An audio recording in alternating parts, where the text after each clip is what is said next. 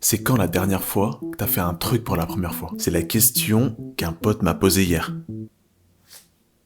Et c'est exactement la tête que j'ai fait. Plus je grandis, moins je fais de nouvelles choses. Alors que quand t'étais petit, chaque jour était une aventure. Et surtout, chaque jour était différent. Mais alors, pourquoi ça disparaît? On sait pas tout de la vie, on n'a pas tout testé, pourtant, il y a eu un moment charnière où tout s'est arrêté. Où t'as arrêté d'apprendre, de te former, découvrir. Et je crois que j'ai trouvé quand tu te prépares à être adulte. Et c'est pas une question d'âge.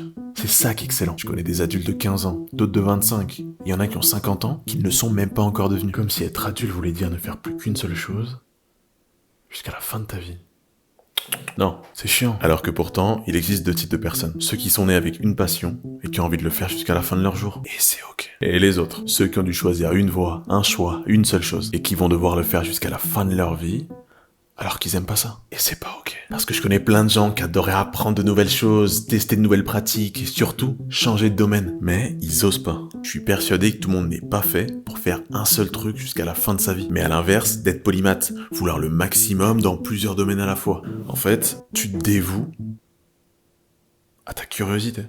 Parce qu'il existe un monde entre vouloir changer de métier tous les jours et faire le même jusqu'à la fin de ta vie. Et je suis sûr qu'on est fait pour être entre les deux. Parce que faire une seule et unique chose de toute sa vie, c'est super. Et pour les insectes.